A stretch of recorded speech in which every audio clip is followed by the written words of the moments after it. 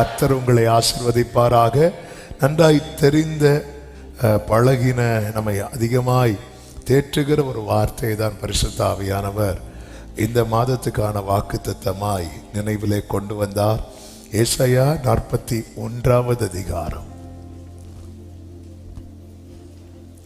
ஏசாயா 41வது அதிகாரம் அதனுடைய 10வது வசனத்தை வாசிக்கிறேன். ஏசாயா 41:10. நீ பயப்படாதே, நான் உன்னுடனே இருக்கிறேன். திகையாதே, நான் உன் தேவன். நான் உன்னை பலப்படுத்தி உனக்கு சகாயம் பண்ணுவேன். என் நீதியின் வலது கரத்தினால் உன்னை தாங்குவேன். கரங்களை உயர்த்தி ஹல்லேலூயா. நான் உன்னை பலப்படுத்தி உனக்கு சகாயம் பண்ணுவேன். சில வாரங்களுக்கு முன்பதாக இந்த வார்த்தை பரிசுத்த ஆவியானவர் என் கண்ணை விட்டு விலக்கவே இல்லை. ஆமென். நான் உன்னை பலப்படுத்தி, I will strengthen you and help you. நான் உன்னை பலப்படுத்தி. நம் தேவனை குறித்து வேதம் சொல்லுகிறது, யோபு 9:4 அவர் இருதயத்தில் ஞானமுள்ளவர், பலத்தில் பராக்கிரமம் உள்ளவர் என்று சொல்லப்பட்டிருக்கிறது. mighty in strength. தேவனுடைய பலத்தின் விசேஷம் என்ன தெரியுமா? அவர் பலத்தில் பராக்கிரமம் உள்ளவர். பராக்கிரமம் செய்கிறதுனாலே மேற்கொள்ளுகிறது. அவருடைய பலத்தால எந்த ஒரு பலவீனமானவனையும் பலப்படுத்த முடியும். இதுதான் தேவனுடைய பலத்தின் விசேஷம்.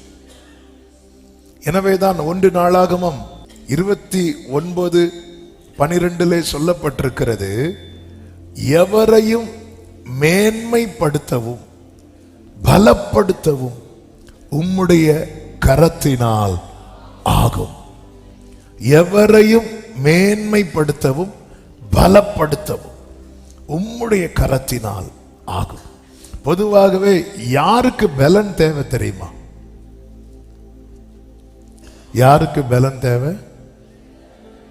கரெக்டா சொல்லு, கோரஸா சொல்றீங்க. அப்புறமா எல்லாருக்குமே பலன் இல்லாதவர்களுக்கு, தளர்ந்தவர்களுக்கு, பயந்தவர்களுக்கு, முடக்கப்பட்டிருக்கிறவர்களுக்கு, நம்பிக்கை இழந்தவர்களுக்கு ஆண்டவர் சொல்லுகிறார், நான் உன்னை பலப்படுத்தி பலப்படுத்தி உனக்கு சகாயம் பண்ண. ஆண்டவர் செய்கிற உதவியில எல்லா உதவியும் நமக்கு தேவை.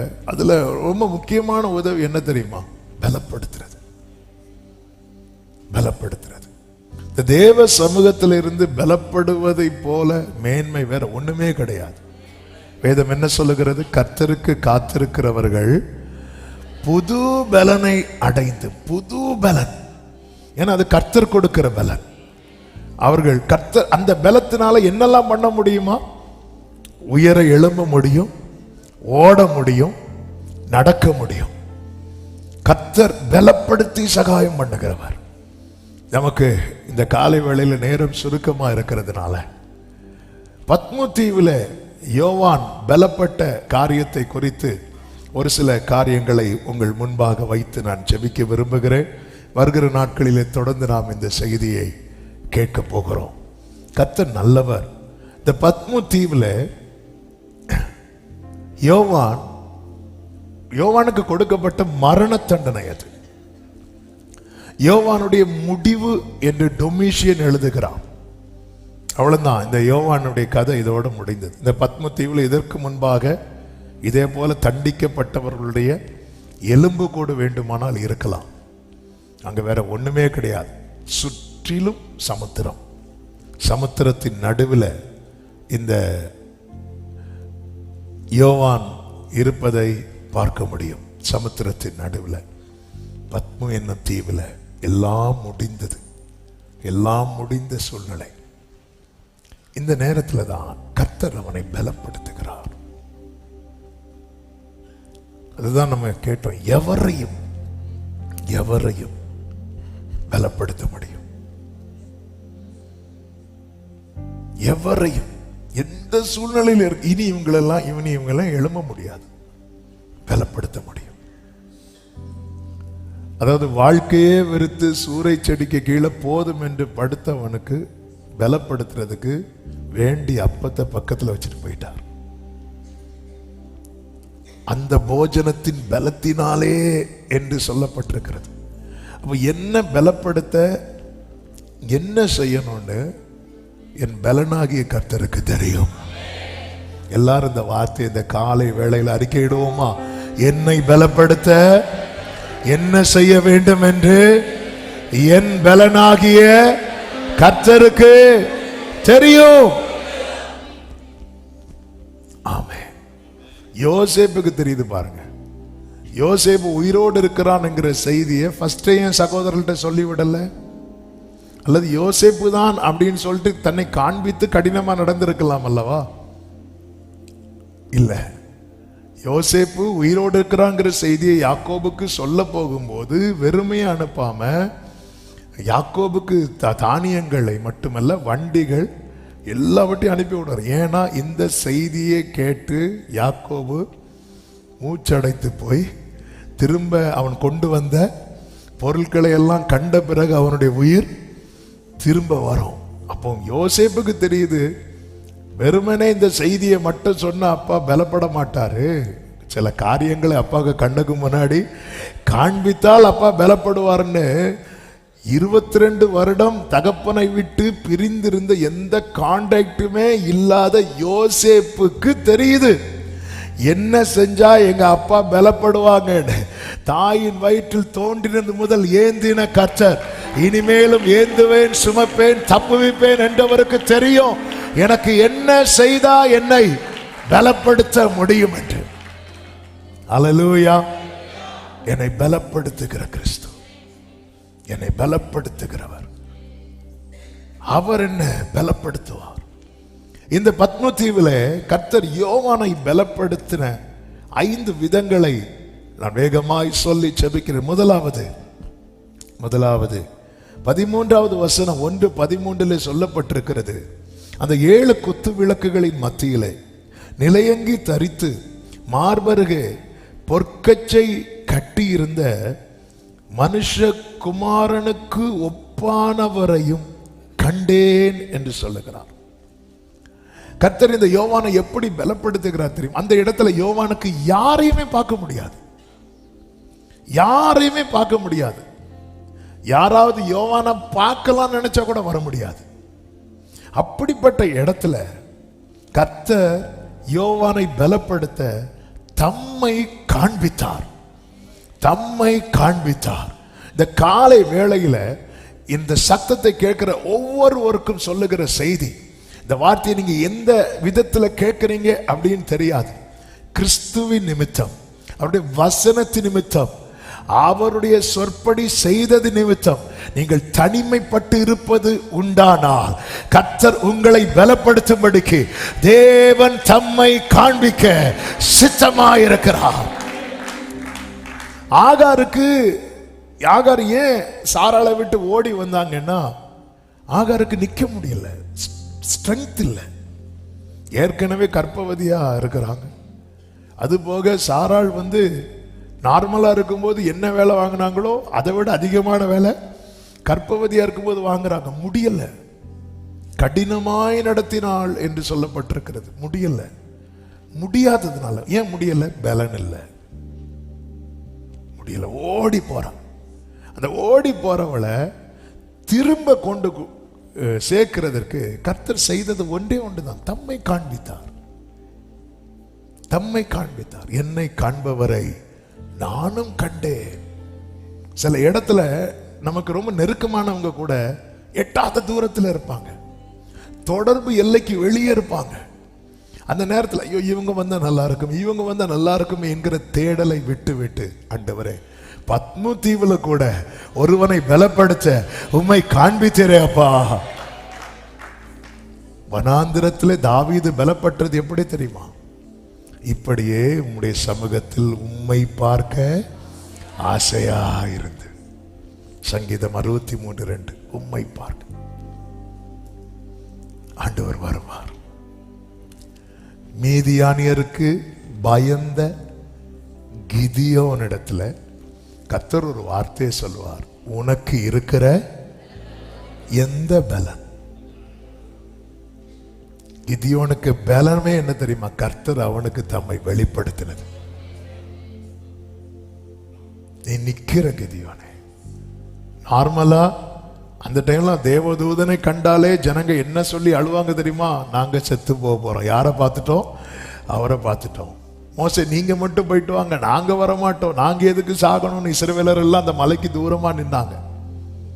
கர்த்தர் தம்மை வெளிப்படுத்துகிறார். கிதியோனுக்கு தம்மை வெளிப்படுத்தி கிதியோனை பலப்படுத்தி கிதியோனை அனுப்புகிறார். ஆமை பலன் இல்லாம இப்ப கிதியோனை குறித்த தேவ திட்டம் ரொம்ப பெருசு. கிதியோனை வைத்து ஒரு மனிதனை முறியடிப்பது போல மீதியானியரை முறியடித்து இஸ்ரவேலருக்கு மீட்பை கொடுக்கணும். ஆனா கிதியோனுக்கு என்ன இல்லை? பலன் இல்லை, பலன் இல்லை. கர்த்தர் தம்மை வெளிப்படுத்தினார், அவ்வளவுதான். ஹல்லேலூயா. ஆண்டவரே எனக்கு பலன் இல்லை அப்படின்னு ஃபீல் பண்ணும்போது நம்முடைய தேடல் உண்டாகட்டும். நம்முடைய தேடல், நான் நம்புறேன் கண்டிப்பா யோவானுக்கு அந்த தேடல் இருந்திருக்கும். அப்பா அன்னைக்கு நாங்க மார்பிள சாய்ந்திருந்தேன் அப்பா. ஆமே, மார்பில் சாய்ந்தால் சுகமே. தேடல். நீங்க முழு இருதயத்தோடு தேடுவீர்களானால் நீங்க தேடும் போதே நான் உங்களுக்கு காணப்படுவேன் சொல்லுகிறார். ஆண்டவர் வெளிப்பட்டார்னா அப்படியே வந்து ஃபுல்லா நமக்கு முன்னாடி காட்சி தருவதல்ல. God's presence. மெய்யாகவே பாருங்க, யோவான் ஸ்நானன் இயேசுவை பற்றி பேசி கொண்டிருக்கும் போதே ஃபீல் பண்ண ஆரம்பிச்சிட்டார். நீங்கள் அறியாதிருக்கிற ஒருவர் உங்கள் நடுவில் நிற்கிறார். நம்மளால ஃபீல் பண்ண முடியும், நம்மளால ஃபீல் பண்ண முடியும். ஹல்லேலூயா. நம்மளால அதை உணர முடியும்.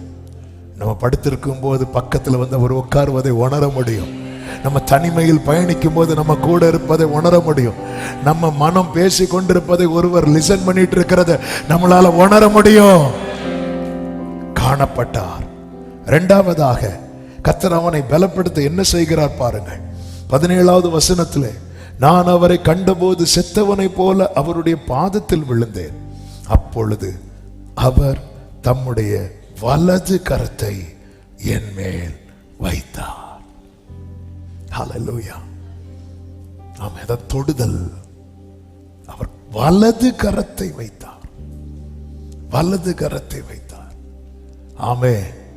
என்னை பலப்படுத்த, என்னை தொட்டாதான் இவன் பலப்படுவானா? என்னை தொட தயங்காத ஒருவர், என்னை தொட்டால் தீட்டு என்று எண்ணாத ஒருவர், என்னை விரும்பி தொடுகிற ஒருவர், அவர் தமது வலது கரத்தை, அந்த வலது கரத்தை குறித்து வேதம் என்ன சொல்லுகிறது? அவருடைய வலது கரம், ஆமென், யாத்திராகமம் 15:6 சொல்லப்பட்டிருக்கிறது, உம்முடைய வலது கரம் பலத்தினால் மகத்துவம் சிறந்திருக்கிறது என்று சொல்லப்பட்டிருக்கிறது.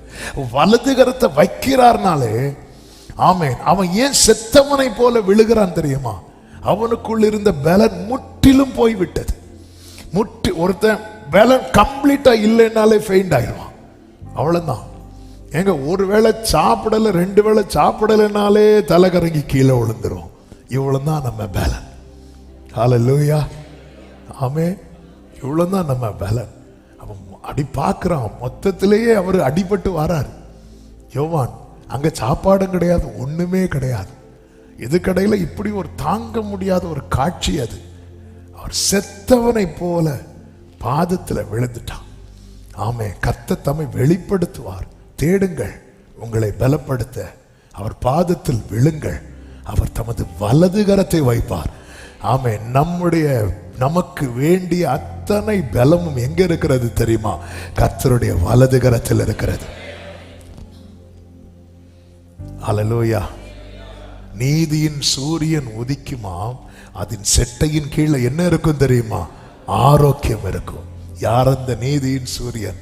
நம் ஆண்டவராகிய இயேசு கிறிஸ்து இந்த உலகத்திலே வந்து எந்த மனுஷனையும் பிரகாசிப்பிக்கிற மெய்யான ஒளி அவர். ஆமென் சொல்லுங்க பார்க்கலாம். அவர் வலது கரத்தை வைக்கிறார் பலப்படுத்த. தாவீது சொல்லுகிறார் 18 சங்கீதம் 18:35 உம்முடைய வலது கரம் என்னை தாங்குகிறது. பலப்படுத்துறதுக்கு மட்டும் இல்ல, தாங்குவதற்கும். சங்கீதம் 48:10 சொல்லப்பட்டிருக்கிறது, உமது வலது கரம் நீதியால் நிறைந்திருக்கிறது. ஹல்லேலூயா. கர்த்தர் தமது வலது கரத்தை வைக்கும் போது யார் மேல் அந்த கரம் வைக்கிறாரோ அவர்களுக்கு என்ன நம்பிக்கை உண்டு தெரியுமா?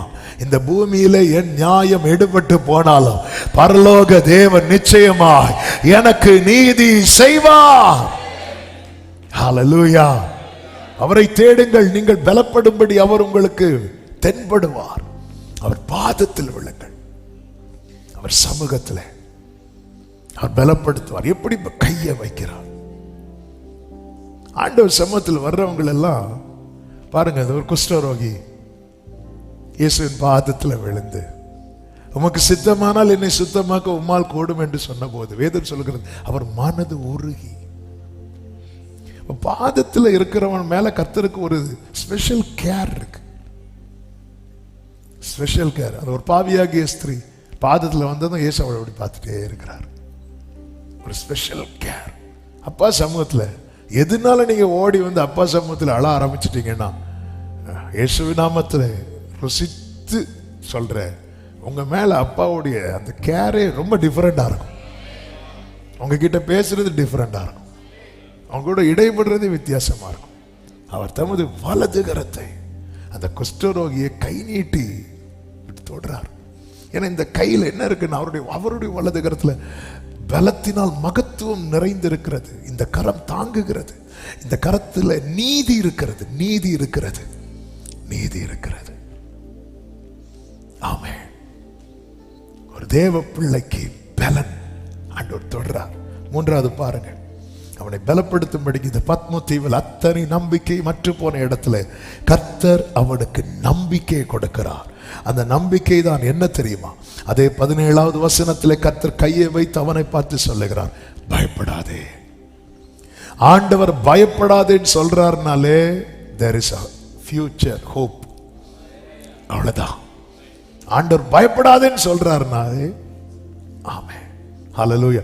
ஒரு மனிதன் பயப்படாதே என்று சொல்லுகிற வார்த்தையை நம்ம அவ்வளோ நம்புகிறோம்.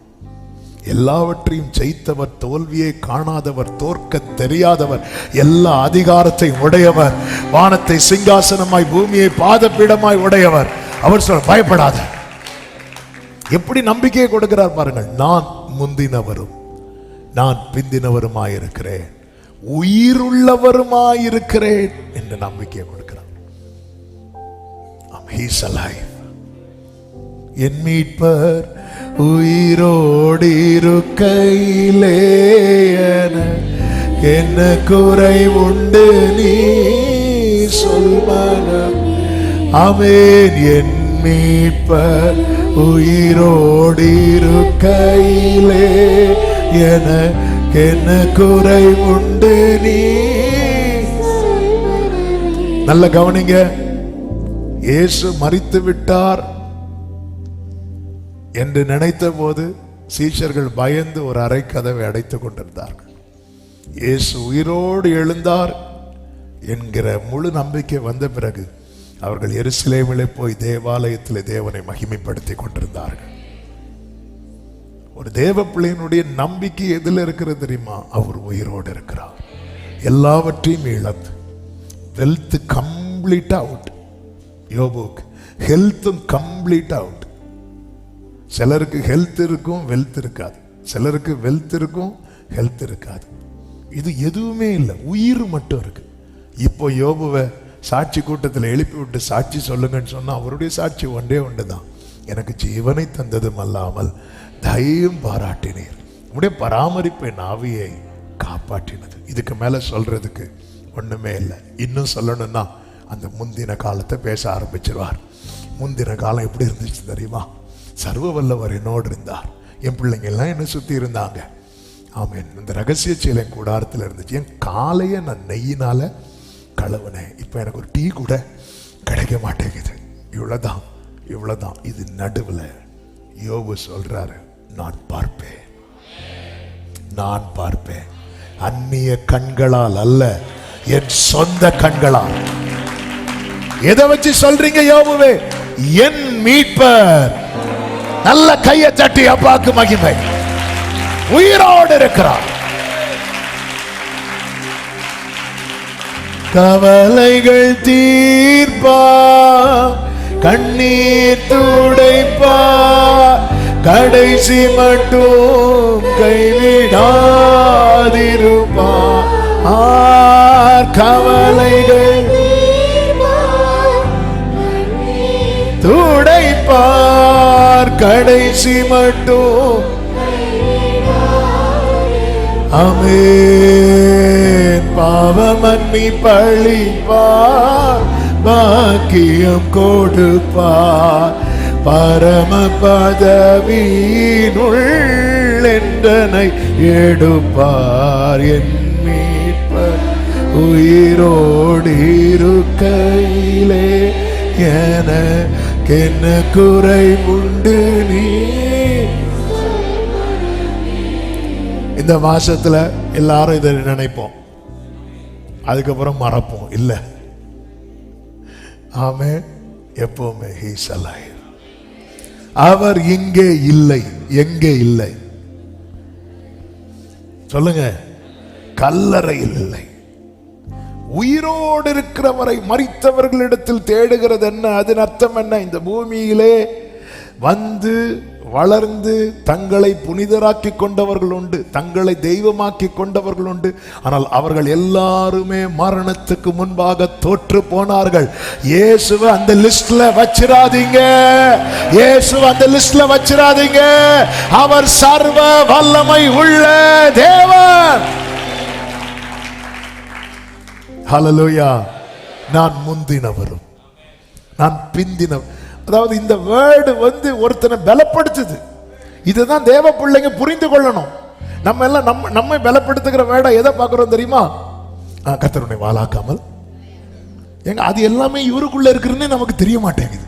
வாக்குத்தத்தங்கள் எல்லாம் கிறிஸ்துவுக்குள் ஆம் என்றும். முதல்ல இந்த வெளிச்சம் வரட்டும். என் பலன் என்ன? என் பலனே நீங்க தான்ப்பா. ஹல்லேலூயா. You are my strength. அதனால தாவீது அடிக்கடி எப்படி தேற்றுவார் தெரியுமா? நீர் என் பலன், நீர் என் பலன், நீர் என் பலன். அந்த நீர்னு சொல்றது யார தெரியுமா? உயிரோடு இருக்கிறவர். அவர் மரித்தாருன்னா எப்படி சொல்லுவோம் தெரியுமா? ஒரு காலத்தில் அவர் எங்களுக்கு பலனா இருந்தார். நம்முடைய லைஃப்ல ரொம்ப முக்கியமானவங்க எல்லாம். என் தகப்பனார் மரித்த போது நான் எனக்கு க்ளோஸா இருந்தவங்கள்ட்ட எப்படி சொல்லிட்டு இருந்தேன்? எங்க வீட்டு பில்லர் சரிஞ்சிட்டு, அப்படி எங்க வீட்டை தாங்கி இருந்த அந்த பில்லரே சரிஞ்சிட்டு. அவங்க அப்படி இருந்தாங்க, அவங்க அப்படி இருந்தாங்க, அவங்க அப்படி இருந்தாங்க, இருந்தாங்க. என் ஆண்டவர் யார் தெரியுமா? இருந்தவரும் இருக்கிறவரும். நல்ல கையை தட்டி ஆமென். அவர் உயிரோடு இருக்கிறார். பக்கத்துல பார்த்து சொல்லுங்க, அவர் உயிரோடு இருக்கிறார். அவர் உயிரோடு இருக்கிறார். ஹல்லேலூயா. இப்பதான் எல்லாருக்கும் உயிரே வருது. ஆமென். கர்த்தர் நல்லவர். அவர் எப்படி பலப்படுத்துகிறார்? அதாவது அந்த பத்மதீவு கர்த்தர் சித்தமானால் வெள்ளிக்கிழமை நம்ம நிறைய கேட்க போறோம். நம்பிக்கையை கொடுக்கிறார், தம்மை காண்பிக்கிறார், கையை மேல வைக்கிறார். அதாவது நம்மளை எல்லாரும் விரும்பி தொடுவாங்களாங்க. உங்களை எத்தனை பேர் விரும்பி தொடுவாங்க? 1 2 எதுக்கு தொடுறாங்க? 3 எப்ப தொடுவாங்க? இது ரொம்ப முக்கியம். குற்றுயிராய் ஒருத்தன் கீழே விழுந்தான் பார்த்தீங்களா? எருசலேமில் இருந்து எரிகோவுக்கு போகும்போது அந்த ஆசாரியனும் லேவியனும் தொடதான் போனாங்க. அதனாலதான் வேதம் சொல்கிறது பக்கமாய் விலகி. ஏன்னா எருசலேம்ல இருந்து போனவன் அல்லவா? ஒருத்தனை பார்த்தாலே தெரியும், இவன் நம்ம ஆளு. கிட்ட போயிட்டு வேண்டாம் ரிஸ்க், விலகி போனாங்க. அந்த இடத்துலதான் ஒரு சமாரியன் வரார். அவனை கண்டு மனதுருகி, அவனை கண்டு கண்டு மனதுருகணும்னா கொஞ்சம் வெயிட் பண்ணணும், பார்த்துட்டே இருக்கணும். நம்ம போகிற வழியிலலாம் எவ்வளோ ஆக்சிடென்ட் பார்க்குறோம், நின்று மனதுருகிட்டா போவோம். அப்போ நான் பார்த்துட மாட்டேன், நான் பார்த்து அப்படி சொல்லிட்டு தானே போவோம். அவர் கண்டு மனதுருகி இங்க உருகும் போது கை நீண்டுட்டு எப்பவுமே எந்த சிச்சுவேஷன்லையும் நம்மை விரும்பி தொடுவதற்கு ஒருவர் மட்டும்தான். கோவிட் வந்த போது உறவுகள் கூட தொடை வந்தாங்க. அவர் விரும்பி தொடுவார். பயங்கரமான குழியிலும் உளையான சேற்றிலும் இருந்து தூக்கி எடுத்து நம்ம ஒருத்தங்க சாப்பிட்டுட்டு இருக்கிறாங்க, அந்த கையை கூட நம்ம கொடுக்க மாட்டோம். தப்பி தவறி ஒருத்தங்க அப்படி கை தந்தா கூட நம்ம இங்கே தான் பிடிப்போம். ஆமென். ஆண்டவர் பாருங்க, பரிசுத்தம் உள்ள தேவன் இந்த பாவியின் கையை பிடித்தார். எல்லாரும் நினைச்சிட்டு இருந்தாங்க இந்த பாவியின் கை பிடிச்சதும் அவர் கை அழுக்காகணும். இல்லை இல்லை இல்லை, இந்த கையை பிடிச்சதும் என் கை சுத்தமாயிட்டு. அவருடைய பரிசுத்தத்துக்கு அவ்வளவு பவர் இருக்கிறது, அவருடைய பலத்துக்கு அவ்வளவு பவர் இருக்கிறது. அவர் நம்பிக்கையை கொடுத்தார். 2 வார்த்தையை சொல்லி ஜெபிக்கிறேன். 4வதாக அவரை குறித்து இன்னும் அறிந்து கொள்ள வைக்கிறார். அதுதான் 18வது வசனம். மரித்தேன், ஆனாலும் இதோ சதா காலங்களிலும் உயிரோடு இருக்கிறேன். ஆமென். அடுத்த வார்த்தை, நான் மரணத்திற்கும் பாதாளத்திற்கும் உரிய திறவு கோல்களை உடையவராயிருக்கிறேன். கைகளை உயர்த்தி ஆமென் சொல்லுங்க பார்க்கலாம். இது பலமுறை சொல்லப்பட்ட ஒரு வார்த்தை. அநேக தரம் வர்ஷிப் பண்ண ஆரம்பத்திலிருந்து பரிசுத்த ஆவியானவர் இந்த வார்த்தையை கொண்டு பேசி ஆமென். டொமிஷியன் இந்த யோவானை பத்மதீவில் போட்டது எதுக்கு தெரியுமா? சாகிறதுக்கு. கர்த்தர் என்ன சொல்றார் தெரியுமா? இங்க பாரு, மரணத்தின் திறவுகோலும் பாதாளத்தின் திறவுகோலும் அந்த டொமிஷியன் கையில இல்ல, மரணத்தை ஜெயித்தவர் கையில இருக்கிறது. அதன் அர்த்தம் என்ன?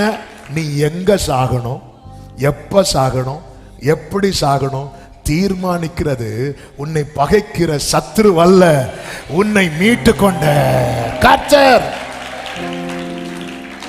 மரண பள்ளத்தாக்கில் நான் நடந்த வேளை மீட்குமும் கரங்கள் நான் கண்டேன்.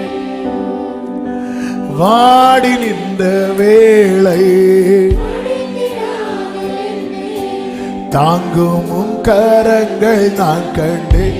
எந்த மாறாமே எந்த மாறாமே வாழ்வை மதுரமாய் மாற்றும் அன்பின் நல்ல கர்த்தரே. எந்த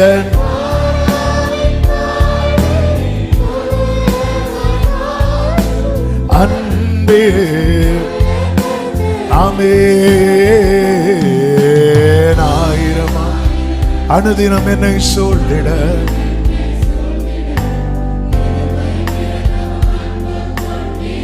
நல்ல எபினேசராய் நல்ல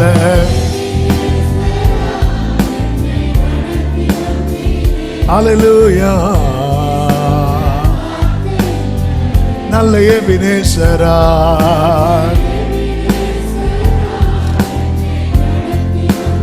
ஆமென். பிரியமானவர்களே, இயேசுவை குறித்த அறிவு எந்த அளவுக்கு குறைவா இருக்கிறதோ அந்த அளவுக்கு பயம் பலவீனம் எல்லாம் நம்மை ஒட்டிக்கொள்ளும். இயேசுவை குறித்த அறிவு எந்த அளவுக்கு அதிகமாகிறதோ அந்த அளவுக்கு நமக்கு பலன் தைரியம் உண்டாகும். இயேசு கடல்ல நடந்து வரும்போது ஆவேசம்னு கத்துறாங்க, அவ்வளவுதான் அறிவு அவங்களுக்கு தெரியல. இயேசு சொல்ல நான் தான், இது இயேசுன்னு தெரிஞ்சவன் கடல்ல குதிக்கிறான், கடல்ல இறங்குறான் பேதுரு. அதுக்கப்புறம் உள்ள போய் வெளியே வந்ததுல 2வது, ஆனா இறங்குறார்ல. அவரை குறித்த அந்த அறிவு தான் பாருங்கள். 40வது வயதுல மோசே எகிப்தை விட்டு பயந்து ஓடினான் இருக்கு பைபிள். ஏன்னா தேவனை குறித்த அறிவு இல்லை. ஆனால் தேவனை 80வது வயதுல சந்திக்கிறார். ஆண்டவரே உங்க பேர் என்ன அப்படின்னு கேட்கிறாரு. அதுக்கப்புறம் பார்த்தீங்கன்னா முகமுகமாய் அறிகிறார். அந்த முகமுகமாய் அறிந்த மோசையை குறித்து எபிரேயர் 11 எழுதப்பட்டிருக்கிறது. எபிரேயர் 11:27 விசுவாசத்தினாலே அவன் அதரிசனமானவரை தரிசிக்கிறது போல உறுதியா இருந்து ராஜாவின் கோபத்துக்கு பயப்படாமல் எகிப்தை விட்டு போனான் இருக்கு. ஆமே, அங்க தலைப்பிள்ளை சங்காரம் வர அடிச்சாச்சு. ராஜா அவ்வளோ கோபம், அதெல்லாம் பயப்படவில்லை. ஏன் அப்படின்னா அதரிசனமானவரை தரிசிக்கிறது போல அந்த அளவுக்கு தேவனை அறிகிற அறிவுல நாளுக்கு நாள் வளருகிறான். யாத்ரா 33 நீங்க வீட்டில் போய் படிங்க. அதனுடைய 12-13 வசனங்களை படிக்கும் போது, ஆண்டவரே உம்முடைய கண்களில் எங்களுக்கு கிருபை கிடைச்சதுன்னா இன்னும் உண்மை அறியணும் அப்படின்னு கேட்பார். இன்னும் அறியணும். அந்த அவர் அறிகிற இவர் தேவன் யார், நான் யாரை ஆராதிக்கிறேன், அவர் எப்படிப்பட்டவர், இது மட்டும் நமக்கு தெரிஞ்சிட்டுன்னு வைங்களேன், நம்ம பத்ம தீவானாலும் பயப்பட மாட்டோம். எரிகிற அக்னி சூளைக்கு, ஆமென், இந்த சாத்ராக் மேஷாக் ஆபேத்நேகோக்கு பயப்படாத காரணம் என்ன? அவங்களுக்கு தெரியும், நாங்கள் ஆராதிக்கிற தேவன் எங்களை தப்புவிக்க வல்லவராயிருக்கிறார். தெரியும் அந்த அறிவு. அப்ப நமக்குள்ள ஏன் இன்னும் அந்த பயம் பிடிக்குதுன்னா, நம்ம பல வருட விசுவாசிகளா இருப்போம். கேட்டது நாங்களாம் பிறந்ததுலேருந்தே, நாங்கள் பிறந்து விழுந்ததே பெந்தேகோஸ்தே சர்ச்சில் தான். சொல்லுது நல்லா இருக்கு. ஆனால் நமக்குள்ள எது குறைவா இருக்கு தெரியுமா? தேவனை குறித்த அறிவு. மார்பில் சாய்ந்திருந்த யோவானுக்கு இன்னும் அவரை அறிகிற அறிவு தேவையா இருந்ததானா? மார்பில் சாய்ந்திருந்த யோவானுக்கே இன்னும் அவரை அறிகிற அறிவு தேவைப்பட்டது. அதனாலதான் அவரை அறிகிற அறிவிலே வளருங்கள் என்று அப்போஸ்தலர்கள் நிருபங்களிலே மறுபடி எழுதியிருப்பதை வேதத்திலே பார்க்க முடியும். கிறிஸ்து அதிகமாய் வேதத்துல தான், வேற வழியே கிடையாது. எழுதியிருக்கிறவரை கண்டோம் என்று பிலிப்பு நாத்தான் வேலை பார்த்து சொல்லுகிறார். எழுதியிருக்கிறவரை கண்டோம். இந்த வேதத்தை இயேசு கிறிஸ்து விளக்கின போது சீஷர்களுடைய இருதயம் கொழுந்து விட்டது, அவர்கள் கண்கள் திறந்தது, இயேசுவை கண்டார்கள். இந்த பைபிளினுடைய உச்சம் இருக்குல்ல, நம்முடைய கண்கள் அவரை பார்க்கும். இந்த வேதத்தில் உள்ள அதிசயமே ஜீசஸ் தான். ஹல்லேலூயா. அவர் அந்த அறிவு இல்லைன்னா நம்ம ஜெபம் எல்லாமே ஓடும். அவரை அறிகிறாரு. நான் பயப்படுறேன், எனக்குள்ள பயம் இருக்கு, அல்லது நான் தளருகிறானா, இயேசுவை வாசிங்க, இயேசுவை படிங்க, அவ்வளோ பலன் உண்டாகும். கர்த்தர் உங்களை ஆசீர்வதிப்பாராக. 5ஆவதாக கர்த்தர் அவனை எப்படி பலப்படுத்துகிறார் தெரியுமா? 19வது வசனம், நீ கண்டவைகளையும் இருக்கிறவைகளையும் இவைகளுக்கு பின்பு சம்பவிப்பவைகளையும் எழுது. என்னது அர்த்தம்? இந்த சூழ்நிலையை கர்த்தர் அனுமதித்ததின் நோக்கத்தை வெளிப்படுத்தினார். என்னை ஏன் கர்த்தர் இங்க வச்சிருக்கிறார், என்னை ஏன் கர்த்தர் இங்க கொண்டு வந்திருக்கிறார், இது மட்டும் வெளிப்பட்டுன்னு வைங்களேன், நம்ம பலன் அடைஞ்சிரும். இதுக்குதான் கர்த்தர் என்ன வச்சிருக்கிறாரா, இதுக்குதான் என்ன கொண்டு வந்திருக்கிறாரா, இதுக்குதான் என்ன இந்த பாதையில் நடத்துகிறாரா, இது மட்டும் தெரிஞ்சிட்டுனா. இது தெரியாததுனாலதான் புலம்புகிறோம். தாவீதுக்கு இது தெரியும். அதனாலதான் யுத்த களத்தில் வந்த போது தாவீது என்ன சொல்வார் தெரியுமா? நான் வந்ததற்கு ஒரு முகாந்திரம் இல்லையா, என்னை ஏன் கொண்டு வந்தான்? சிங்கத்தை கூட கரடி கூட ட்ரைனிங் கிளாஸ் விட்டுட்டு நேர யுத்த, அப்பா கூப்பிடுறார், ஈசாய் கூப்பிடுறார், இங்க வாப்பா, அண்ணனுக்கு போய் இந்த ஆகாரத்தை கொடுத்துட்டு வா. தாவீதுக்கு தெரியும், இல்ல இந்த அப்பா இப்படிதான் பேசுவார். அந்த அப்பா என்ன சொல்றாரு பாப்பா, நீ போ, ட்ரைனிங் முடிஞ்சிருக்கு, ஓடு, போய் ஆகாரத்தை கொடுத்துட்டு வரணும். இதுதான் தாவீதுக்கு டியூட்டி. ஏன்னா தாவீதுக்கு ஆல்ரெடி ஒரு வேலை இருக்கு. என்ன வேலை? ஆடு மேய்க்கிற வேலை. அந்த கொஞ்சம் ஆடை விட்டுட்டு வரார். ஆனா இவர் கொடுத்துட்டு நிக்கிறாரு. எதுக்கு நிக்கிறாரு? அவங்க சாப்பிட்டு முடிச்சு பிளேட் எல்லாம் கழுவி வாங்கிட்டு போறதுக்கா இல்ல, என்ன பர்பஸுக்கா எனக்கு கொண்டு. அதனாலதான் அவனுடைய சகோதரன் அவ்வளவு கடினமான வார்த்தையை சொன்னதுக்கு அப்புறம் தாவீது தளரல. சரி நீங்களாச்சும் உங்க வேலையாச்சு இல்ல, அவன் பலப்பட்டு. ஏன்னா எனக்கு தெரியும், ஒரு முகாந்திரம் இல்லாமல் கர்த்தர் என்னை கொண்டு வரவில்லை. இந்த பத்ம தீவுல கர்த்தர் அலோவ் பண்றார்.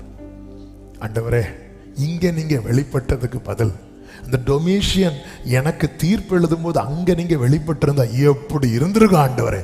நமக்கெல்லாம் அப்படிதான் தோணும்.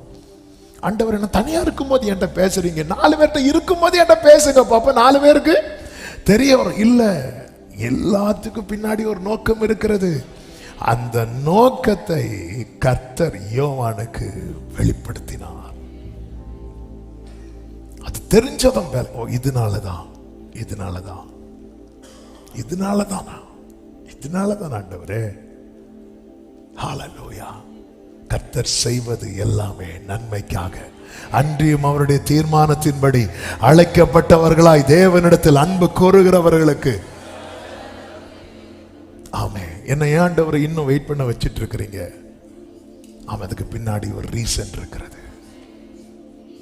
என்னை ஆண்டவரை இப்படி நடத்துறீங்க, அதுக்கு பின்னாடி ஒரு ரீசன் இருக்கிறது. என்னை ஆண்டவரை எகிப்துக்கு கொண்டு போனீங்க, ஆரம்பத்தில் தெரியல, தெரியாத போது சகோதரர்கள் இப்படி பண்ணிட்டாங்கன்னு நினைச்சிட்டு இருந்தார். தெரிஞ்சதுக்கு அப்புறம் யோசேப்பு என்ன சொல்லுவார் தெரியுமா? கர்த்தர் என்னை அனுப்பினார் அப்படின்னு. ஹல்லேலூயா. அதனாலதான் சகோதரர்களை நேசிக்க முடிந்தது. என்ன ஆண்டவர் எனக்கு எல்லாம் நெருங்கி வந்து ஸ்டாப் ஆகுது. அதுக்கு பின்னாக ஒரு ரீசன் இருக்கு. கர்த்தர் எப்படி பலப்படுத்துகிறார் தெரியுமா? அந்த காரியத்தை வெளிப்படுத்தி, நான் நம்புகிறேன், நான் விசுவாசிக்கிறேன், இந்த சத்தத்தை கேட்டுக்கொண்டிருக்கிற சில உள்ளங்களோடு கர்த்தர் பேசுகிறார். நீ பயணிக்கிற பாதையை குறித்து நீ கலங்கி கொண்டிருக்கிறாய். அழைத்தவர் அனுமதித்திருக்கிற பாதையானால் இதற்கு பின்னாக ஒரு பெரிய திட்டம் இருக்கிறது, பெரிய நோக்கம் இருக்கிறது. கர்த்தர் அதை வெளிப்படுத்தி உன்னை பலப்படுத்துவார். ஆமென் சொல்லுங்க பார்க்கலாம். கண்களை மூடி தேவ சமூகத்தில் நம்மை அர்ப்பணித்து, ஹல்லேலூயா, நான் உன்னை பலப்படுத்தி உனக்கு சகாயம் பண்ணுவேன். பலன் தாருமே, பலன் தாருமே. முடிந்தால் முழங்கால் படியிட்டு கைகளை உயர்த்தி, பலத்தால் என்னை நடத்திடுமே, பலன் தாருமே, பலன் உங்க பலத்தால்,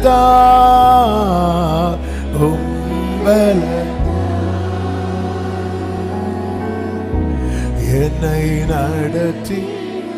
கேளுங்க, பலன் தாருமே. We need your strength, Lord. பலன் தாருமே, பலன் தாரும். ஆண்டவரே விடுதலை தாங்க, பலன் தாங்க, என்னை நடத்திடுமே, பலன் தாருமே, பலன் தாருமே. Glory be to Jesus. பலன், உங்க பலன் தேவப்பா, தேவப்பா, பலத்தா என்னை. ஒரு 2 நிமிஷம் ஜெபம் பண்ணுங்க. எதுக்கு உங்களுக்கு பலன் தேவை? தாங்கிறதுக்கா, ஓடுறதுக்கா, மேற்கொள்றதுக்கா, தாண்டுறதுக்கா, சகிக்கிறதுக்கா? எதுக்கு பலன் தேவை? அப்படியே கைகளை உயர்த்தி அப்பாவை பார்த்து, ஆண்டவரே, பத்ம தீவுல யோவான உம்மை வெளிப்படுத்தி உமது கரத்தை அவன் மேல வைத்து அவனுக்கு நம்பிக்கை கொடுத்து உம்மை குறித்த அறிவை கொடுத்து என்ன நோக்கத்துக்காக இங்க கொண்டு வந்தேன்ங்கிற காரியத்தை வெளிப்படுத்தி பலப்படுத்தினீரேப்பா, பலப்படுத்தினீரேப்பா. இந்த 4வது மாதம் 1ஆம் தேதி காலை வேளையில உங்க பலனை எங்களுக்கு தாங்கன்னு கேட்கிறோம்ப்பா. எங்களுக்கு பலன் தேவை, ஓட பலன் தேவை, நிற்க பலன் தேவை, தாங்க பலன் தேவை, தாண்ட பலன் தேவை, மேற்கொள்ள பலன் தேவை, செய்து முடிக்க பலன் தேவை, ஃபேஸ் பண்ண பலன் தேவை. ஆமே, சேனைக்குள் பாய பலன் தேவை, மதிலை தாண்ட பலன் தேவை, ஒவ்வொரு காரியத்தை மேனேஜ் பண்ண பலன் தேவை. நீங்க சொன்னீங்களே, நான் உன்னை பலப்படுத்தி உனக்கு சகாயம் பண்ணு, சகாயம் பண்ணு, பலப்படுத்தி சகாயம் பண்ணு. கேளுங்க அப்பா, உங்க பலனை தாங்க, உங்க பலன் தந்து நடத்து, உங்க கிருபை தாங்க, உங்க கிருபை தாங்கப்பா. உங்க பலன் தேவை, பலன் தாருமே. ஊழிய பாதையில் உங்க பலன் தேவை, பலன் தாருமே.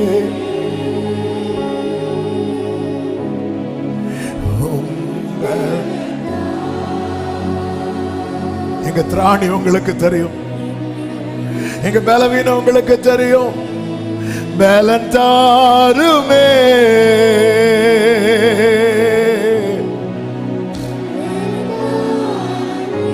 ரலமதரோ ஷேக்ரே மாமதனரா. ஆமென். என்னை ரெண்டு கைகளை உயர்த்தி என் சுய பலத்தால் ஒன்றும் செய்தீனே, அதை நீ உங்களுக்கு தெரியும் ஆண்டவரே. என் சுய செய்திடே, அதை நீ உம்பலத்தால் எல்லாம் செய்திட. உம்பலத்தால் உம் கிருபையால், உம் கிருபையால் நிறைத்திடுமே.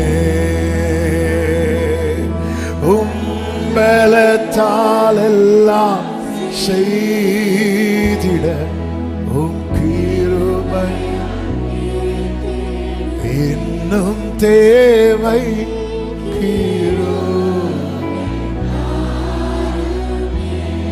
இன்னும் தேவை.